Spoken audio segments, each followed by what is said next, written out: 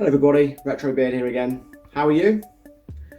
I hope you're having a good Saturday and everything's going well for you and you have a nice bit of chill out time, or if you are working, it's going smoothly and you've got some rest and relaxation coming up.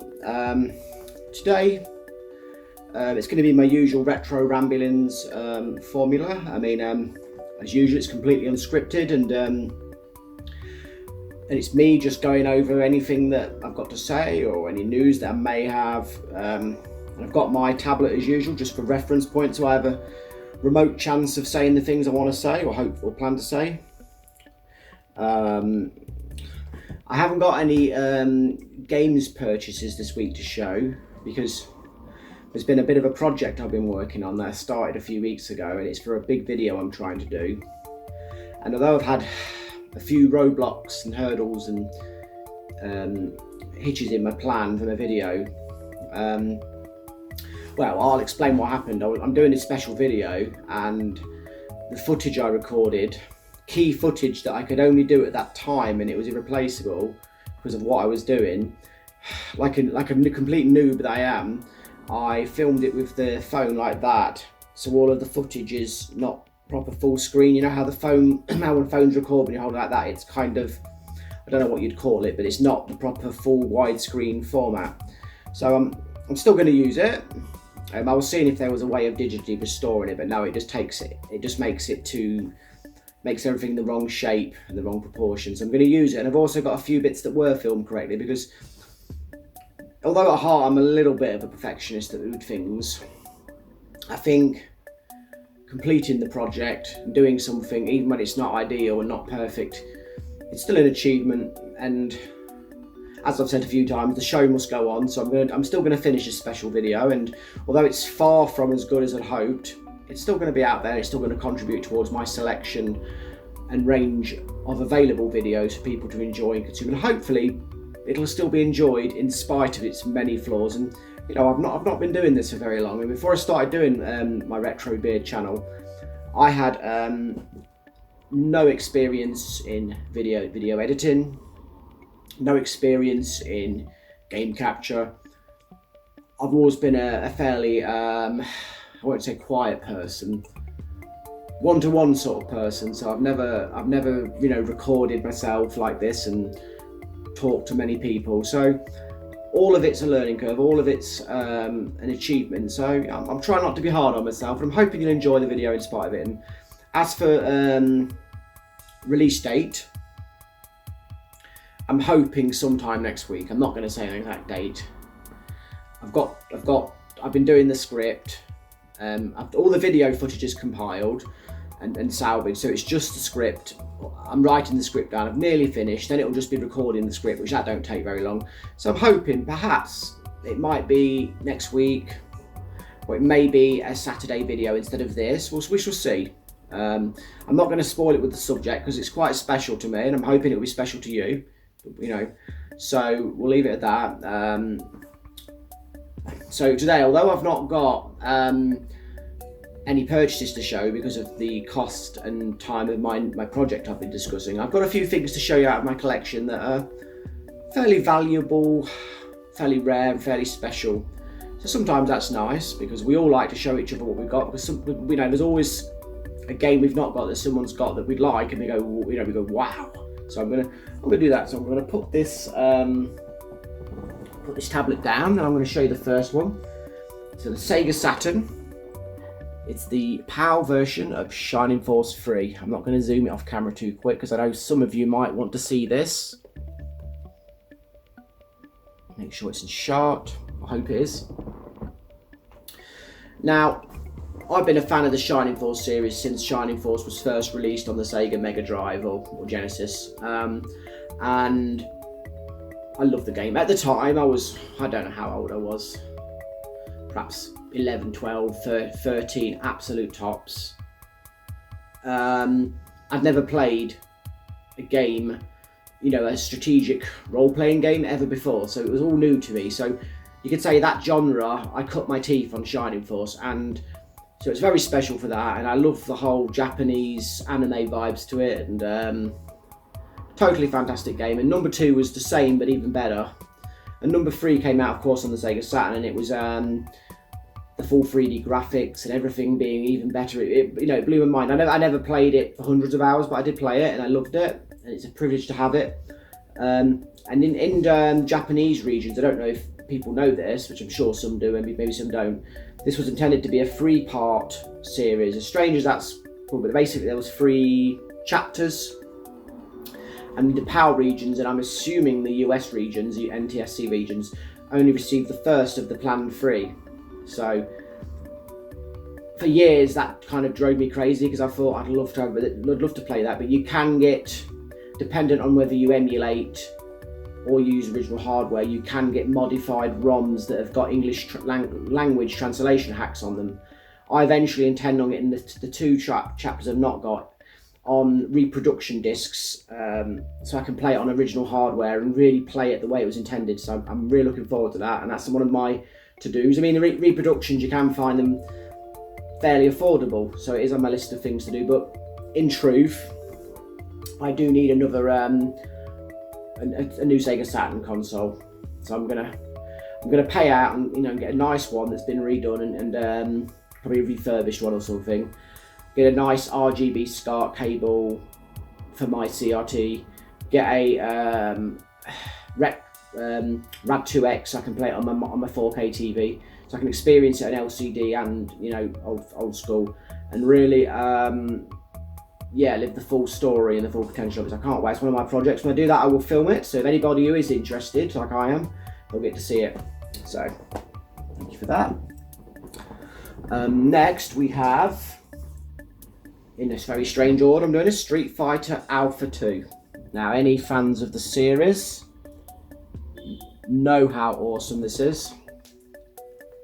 Anyone who doesn't, this was at the time the most arcade accurate port of this game. I don't know if it's arcade perfect, but I would say extremely close. And it's just that Street Fighter 2 formula with the next chapters for the 32-bit hardware, and it's fantastic. It holds up today. The sprite work looks absolutely beautiful today. I think it's 2 players. And yeah, this is the kind of game that will never get old or outdated. So, and that's what the Saturn was good for. Your 2D arcade ports, and I believe shoot 'em ups were quite well represented on the Sega Saturn. Next we have Sega Rally Championship. Now, those of us who were in the arcades back in the day remember this, and remember how the graphics blew our minds. Another 2-player game. This wasn't arcade perfect, unfortunately. It was a Valiant port with some flaws, but for the home at the time, you have to appreciate it was at the time, it was very nice, and it was still mind-blowing at the time. Although it doesn't hold up quite so well now, it's still a privilege to own, so not at all complaining. I do love how the Sega Saturn has its own unique look for 3D graphics, because the PlayStation, of that era, there was 3 consoles. There was the original PlayStation, the Sega Saturn, and the Nintendo 64, and all 3 of them did their 3D graphics in a very different way. It wasn't back then, because 3D was new, and because games consoles used completely bespoke, unique technologies. All the way they handled games, especially the new emerging frontier of 3D graphics, they didn't do them the same. They used different methods. Like, I'm no technical wizard here, but I believe some used triangles for the polygon graphics, and some used squares or rectangles, I believe. So you had completely different graphical styles, and the N64 had its own graphical style as well, because it went down more beyond than just that. It was how they handled the jaggies, and the roughness, how they texture mapped, how they did the colouring. So all 3 of them had completely unique graphical styles, to the point where if you were a gamer back then, you could do a blind test on any 3 of those consoles and have a very high chance of knowing which game belonged to each console. That's how different they looked. And I'm not joking either. Next we have Daytona. Anybody who played this now or then knows how awesome Daytona USA is. They know how awesome the music is. It's the kind of game you'd play just for the music. And if you don't know what I'm saying, play it and you'll see it. It is, and this was a decent port. It wasn't perfect. It was decent. It gave you enough of the bones and the skeleton of the arcade game to feel you were playing the arcade game. You know, if I was to give it a percentage, I'd say it was 85% the arcade, which home ports before that you were lucky to get 50% of the game. So yeah, because that was the thing back then. How close is the game to its arcade release, and things were catching up. And in the generation afterwards, arcade perfect was the norm. But at this point, we were getting really close, and it was a magnificent time to be alive and to be a gamer. I'd argue this generation of consoles was the best generation ever, because it was a frontier where the limits hadn't been set. You know, you look at games consoles now, and I know I sound like an old fart, but you look at games consoles now, you get a PlayStation 4, Xbox One, Xbox Series S or X, PlayStation 5 and all that. Under the hood, the hardware is very similar. You know, you've got your Jaguar CPUs in the last generation. You've got your Ryzen CPUs in this new generation. You've got, you know, your graphics technology. It's the same family, just a slight bit of customization and a slight different number in the family. So it's very similar. In these days, games consoles were not related. They had completely unique architecture. So you had a conversation then about specs. Now it's just a few megahertz or gigahertz or whatever we're on here and there different, or a slight few different cores or whatever. It's boring. I know the standardization makes the game development process easier and the porting process easier. So I know we gain from it, but you know, something gained, something lost. We'll leave it at that. Next we have Die Hard Arcade. Now, 2-player game, obviously very arcadey, based on the Bruce Willis movies loosely. I believe it was a completely unrelated game that its name changed. I could be wrong there. And if I remember rightly, because I haven't played this for a few years, this was a few games in one, and you know, beat 'em up, shooting and all that malarkey. Brilliant game, total arcade feel. I did play it a fair bit in the day, but I've got to admit it wasn't one of my favourites, so I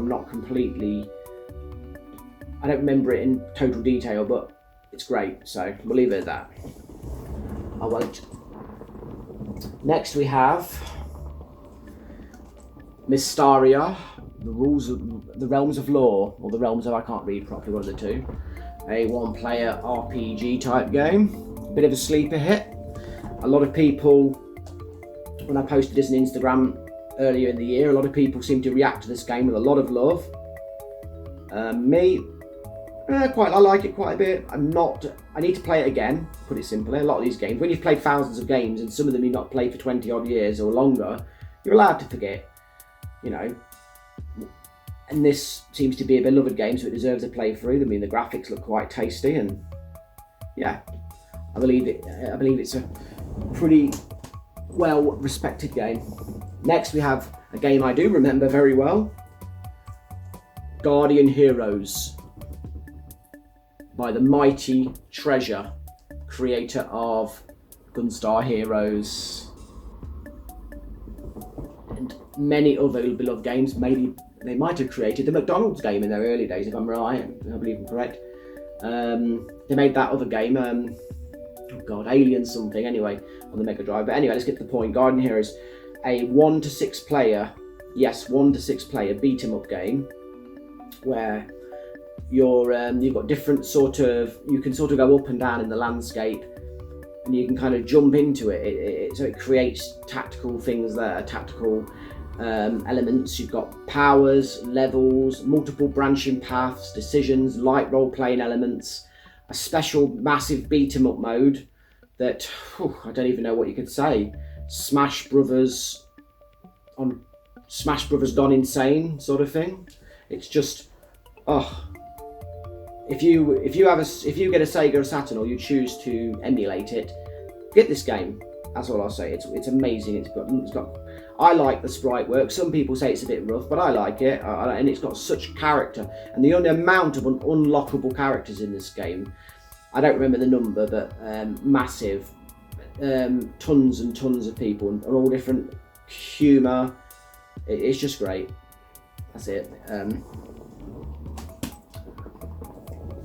Next we have a game which I don't know how much is held in regard, but Terry Pratchett's Discworld, based upon the fantastic book series, the beloved book series, which I, too much to my shame, have not read much of. And I need to read it because it deserves it. And this has got all the comedy and the beautiful cartoony graphics, and it's one of them sort of games when you have like those adventure point and click type games. I believe I've not played this much, and I need to give it a proper game, but I think it's similar to them LucasArts games with the British humour, and all the craziness of that world. So I am going to give this a proper playthrough so I can talk about it better. So next is another absolutely fantastic one, Shining Wisdom, another part of the beloved Shining Force series. Any game in the Shining Force world, even if it's not very good, is my love, but this is pretty good. One of the sort of earlier titles. I'm not sure if it's a Mega Drive Genesis game that was cancelled and ported to this system. I don't know. I seem to get that feeling, but I could be wrong. But it's a really good game, worth having. If you like the Shining Force universe, you like this. Or at least you should, in my view. Next is XMen, Children of the Atom. Total arcade type action. Well, it's an arcade hit, isn't it? That's what an arcade game. Pretty arcade perfect. 2 players, fighting. You can be all the characters, all the loudness and the combos and the hits and stuff, multiple hits. Great game.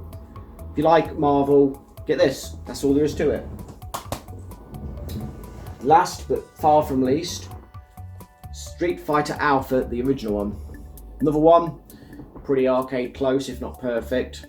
All the features, the modes. You can have hours of fun, much like Street Fighter Alpha 2, just the same things repeated basically. Fantastic game, have it.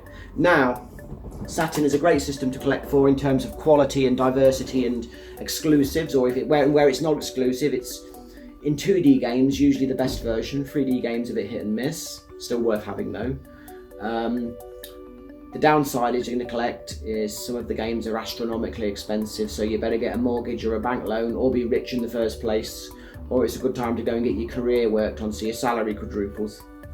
I'm none of those things. I'm just lucky that my family, we were gamers, we loved games, and although we've sold many games or lost many games that if we go back in time we probably wouldn't have, to say the least, some of them did survive.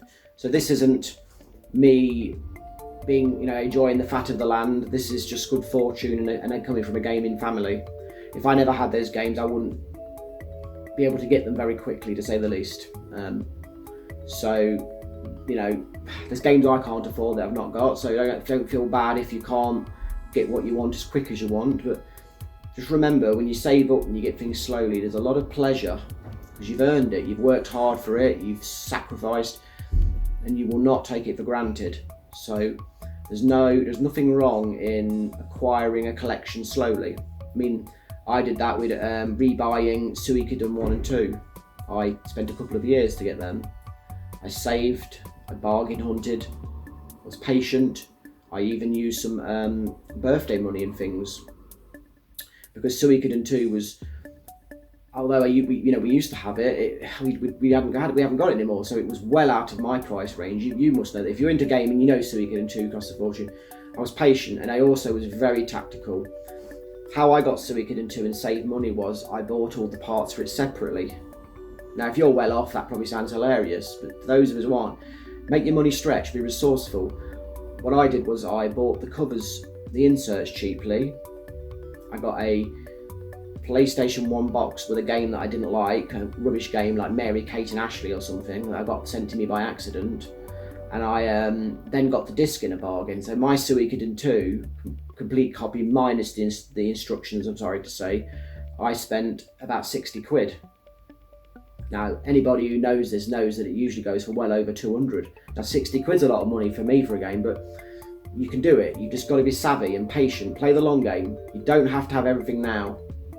And that's how I do my gaming collection now. I get total bargains, and I save as much as I can, because retro gaming, as good as it is, and a lot of good has come from it being popular, such as all these retro scalers and accessories and cables, and all the talking we can do and sharing. The bad side of it is the inflated prices, so we've got to push back by being savvy and patient. So thank God the actual Saturn consoles aren't overly inflated. I mean, they're a bit, but we can do it if we're patient. So on that note,